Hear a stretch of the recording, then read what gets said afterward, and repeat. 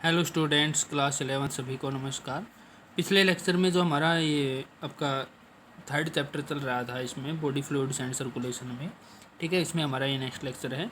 तो पिछले लेक्चर में हमने यहाँ तक ही पढ़ा था कि एल्ब्यूमिन जो है, जो इसमें पाई जाती है, ये आपकी एल्ब्यूमिन नाम की जो प्रोटीन है, ये इसका जो मोलिकुलर वेट होता है वो 69,000 डाल्टन होता है। 69,000 डाल्टन होता है, ठीक है, kilo Dalton, KDA kilo Dalton बोलते हैं। और ये सिंगल पॉलीपेप्टाइड चेन होती है। अब पॉलीपेप्टाइड चेन का मतलब क्या है बेटा, देखो सुनो, मैं क्लियरली बात बताता हूँ। कोई भी प्रोटीन है वो जो है अमीनो एसिड से मिलकर बनी होती है, ठीक है। अब अमीनो एसिड्स जो हैं वो कई बार क्या करते हैं, मान लो एक चेन बनाते हैं। अब जुड़ जुड़ के बहुत सारे अमीनो एसिड एक साथ जुड़ जुड़ के एक चेन बनाएंगे, मोनोपेप्टाइड होगी, ठीक है, वो पेप्टाइड बनेगी। वो पेप्टाइड बॉन्ड उनके उसके अंदर प्रेजेंट होता है। अमीनो एसिड जो जुड़ेंगे, जिसकी दो अमीनो एसिड हैं, उनके जुड़ेंगे ना आपस में, तो उनके बीच में पेप्टाइड बॉन्ड की फॉर्मेशन होगी, इसलिए वो एक पेप्टाइड चेन बनाएंगे, ठीक है। अगर सिंगल चेन बना रहे तो मोनोपेप्टाइड, ठीक है, दो बना रहे हैं तो डाईपेप्टाइड, तीन बना रहे हैं तो ट्राईपेप्टाइड, और बहुत सारी चेन बना रहे हैं तो पॉलीपेप्टाइड चेन। तो इसलिए हम ये बोल सकते हैं कि जो एल्ब्यूमिन है वो एक तरह से हम ये बोलते हैं कि सिंगल पॉलीपेप्टाइड चेन होती है, ठीक है। और इसमें कितने अमीनो एसिड होते हैं, 585, ठीक है। तो 585 जो हैं अमीनो एसिड इसके अंदर पाए जाते हैं। और इसमें 17 जो है डाईसल्फाइड बॉन्ड भी, इसके अलावा पेप्टाइड बॉन्ड जो है एक तरह से डाईसल्फाइड बॉन्ड हम ये बोल सकते हैं।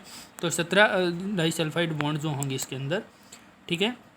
Is the most abundant protein है, ये मोस्ट अबेंडेंट प्रोटीन है।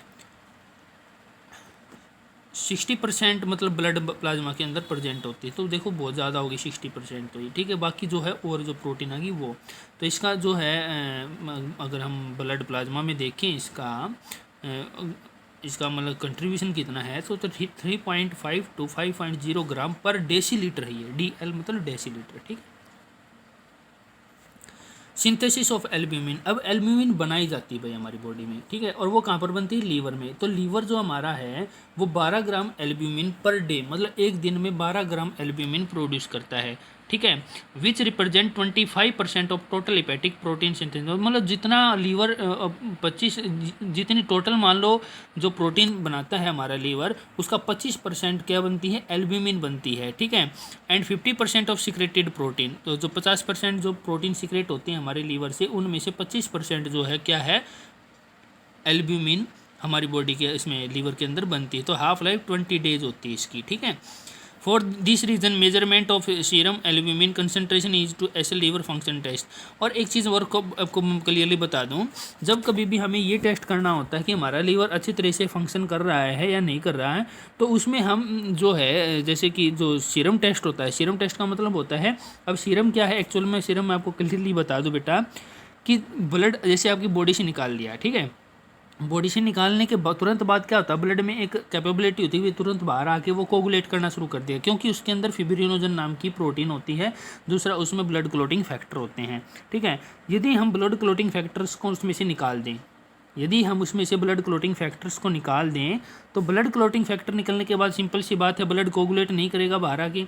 ब्लड कोगुलेट नहीं करेगा तो उस ब्लड को हम क्या बोलेंगे, उसको बोलेंगे हम सीरम। क्या बोलते हैं उसको, सीरम बोलते हैं। और उसके अंदर हमें एल्ब्यूमिन की कंसंट्रेशन पता चल गई, मान लो भाई हमें पता है कि 12 ग्राम एक दिन में होती है, और उसकी कंसंट्रेशन हमें मान लो 12 ग्राम ही आ रही है एक दिन के हिसाब से, तो सिंपल सी बात है लीवर नॉर्मल काम कर रहा है। और मान लो वो कम या ज़्यादा आ रही है, तो इसका मतलब लीवर में प्रॉब्लम है, ठीक है। तो लीवर के फंक्शन को डिटेक्ट करने के लिए, पता लगाने के लिए कि लीवर अच्छी प्रकार से काम कर रहा है नहीं कर रहा है, तो उसके लिए हमें इस एल्ब्यूमिन की कंसंट्रेशन देखनी होती है, किसके अंदर, सीरम के अंदर, ठीक है बेटा। ये देखिए, एक इनसाइड हेल्दी किडनी, जो हेल्दी किडनी होती है उसके अंदर देखो ब्लड के अंदर इसमें प्रेजेंट है ये एल्ब्यूमिन, ठीक है, लेकिन यूरिन के अंदर नहीं है। हेल्दी किडनी का मतलब क्या है कि हेल्दी किडनी कब मिलेगी हमें, जब उसमें यूरिन के अंदर एल्ब्यूमिन के अमाउंट हमें बिल्कुल भी ना मिले, केवल ब्लड में तो प्रेजेंट हो लेकिन यूरिन के अंदर न हो, ठीक है। दूसरी, डैमेज किडनी में क्या होता है कि डैमेज किडनी में यूरिन के अंदर एल्ब्यूमिन आनी शुरू हो जाएगी। तो यूरिन टेस्ट होता है, तो अगर उसमें एल्ब्यूमिन की अमाउंट मिलती है, उसमें एल्ब्यूमिन की अमाउंट मिलती है, तो इसका मतलब लीवर या किडनी हमारा अच्छे तरीके से प्रॉपर तरीके से फंक्शन नहीं कर रहे, ठीक है।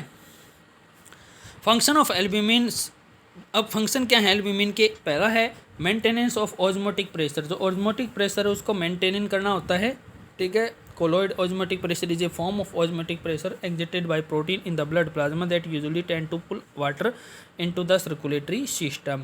अब इस प्रकार की ऑस्मोटिक प्रेशर का हम किस प्रकार से मेजर करेंगे। अब देखो सिंपल सी बात है, कोई हमें पता है कि ऑस्मोटिक प्रेशर क्या होता है, higher concentration to lower concentration liquid की मूवमेंट होती है, ठीक है। तो जब liquid higher concentration to low concentration आएगा, सिंपल सी बात है वो प्रेशर के साथ तो आएगा उसमें, ठीक है। लेकिन अगर हम उसके अपोजिट प्रेशर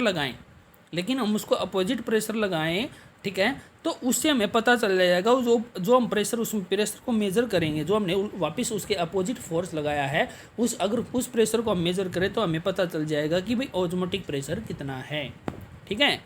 तो pressure exerted protein in blood plasma that usually tend to pull water into the circulatory system because large plasma protein can not easily cross through the capillary wall. और जो लार्ज प्लाज्मा प्रोटीन होती हैं वो आसानी से capillary wall को cross नहीं करती, ठीक है। इस कंडीशन में क्या होता है, कई बार प्लाज्मा प्रोटीन जो है वो रिड्यूस हो जाती हैं, उसको प्रोटीनेरिया या मेल न्यूट्रिशन भी हम बोलते हैं, ठीक है। तो उसमें ऑस्मोटिक प्रेशर आपका क्या हो जाएगा, कम हो जाएगा, ठीक है। और leading to fluid retention in tissue, और फ्लूइड जो है टिश्यू के अंदर रह जाएगा। अब एक चीज़ और सुनो मेरी बात ध्यान से, देखो मैं आपको सिंपली बता रहा हूँ। हमें पता है कि रेस्पिरेशन के दौरान सेल्स जो हैं फूड को रेस्पायर करते हैं ऑक्सीजन की प्रेजेंस में, ठीक है। तो जब ऑक्सीजन की प्रेजेंस में फूड ब्रेक डाउन होगा, रेस्पिरेशन होगा उसका, तो उसमें क्या होगा, उससे किस में कन्वर्ट हो जाएगा, वो हमें पता है कार्बन डाइऑक्साइड और वाटर में कन्वर्ट हो जाएगा। तो कार्बन डाइऑक्साइड तो निकल जाएगी ब्लड प्लाज्मा के थ्रू या हीमोग्लोबिन के साथ जुड़ के, ठीक है। लेकिन जो वाटर है H2O भी फॉर्म हुआ ना, तो वाटर जो है वो कहाँ पर रह गया, अभी सेल्स के अंदर ही है।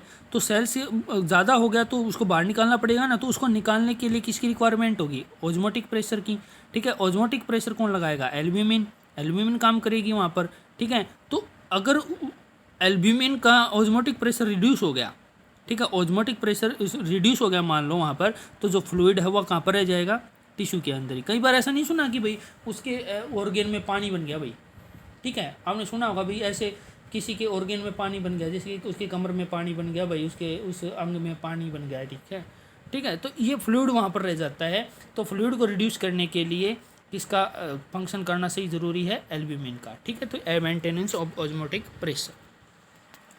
अब प्लाज्मा प्रोटीन कौन सी है आपकी, एल्ब्यूमिन है, ग्लोबुलिन है, फिब्रिनोजन है और प्रोथ्रोम्बिन है। तो कितनी परसेंटेज होती है इनकी, तो एल्ब्यूमिन की होती है 3.5 to 50 ग्राम %, ठीक है।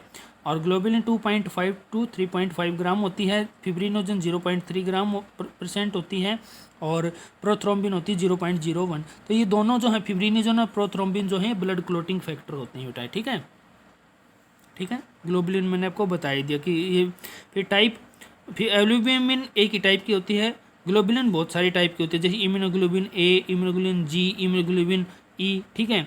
तो ये बहुत टाइप की होती हैं। और फिब्रिनोजन वो एक ही टाइप की होती हैं, प्रोथ्रोम्बिन भी एक ही टाइप की होती हैं। अब इनकी अगर हम इसमें मोलिकुलर वेट की बात करें तो एल्ब्यूमिन का होता है 69,000 होता है किलो डाल्टन, 69,000 डाल्टन सॉरी। और ग्लोबुलिन का होता है आपका 19,000 to 156,000, ठीक है। और इसका फिब्रिनोजन का होता है 3,40,000, ठीक है, डाल्टन। अब एल्ब्यूमिन कहाँ पर बनती है, लीवर के अंदर बनती है। ग्लोबुलिन कहाँ पर बनती है, लीवर एक्सेप्ट इसमें आपकी अल्फा ग्लोबुलिन बनती है, ठीक है। और बाकी लिम्फोइड टिश्यू में प्लाज्मा सेल्स के अंदर बनती है। जबकि फिब्रिनोजन जो है वो लीवर में बनती है, प्रोथ्रोम्बिन भी लीवर में बनती है। मेन फंक्शन क्या है कि एल्ब्यूमिन जो है वो क्या करेगी, ऑस्मोटिक प्रेशर को मेंटेन करेगी, ठीक है। ग्लोबुलिन जो है एंजाइमेटिक फंक्शन मतलब डिफेंस सुरक्षा के लिए ज़रूरी होती हैं।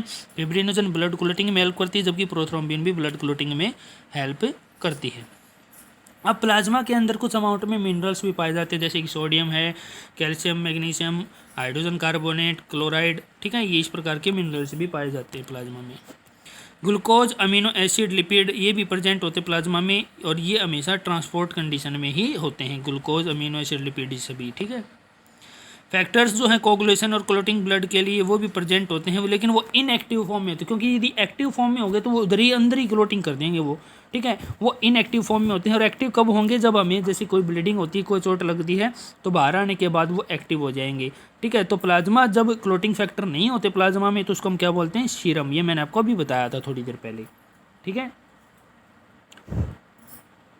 अब देखिए सीरम वेज प्लाज्मा, तो देखो यहाँ पर ब्लड क्लॉट हो रहा है, तो इसमें देखो सीरम और ये इधर प्लाज्मा है, ठीक है। WBC एंड प्लेटलेट्स, RBC, ये सारी चीज़ें इसमें, ठीक है।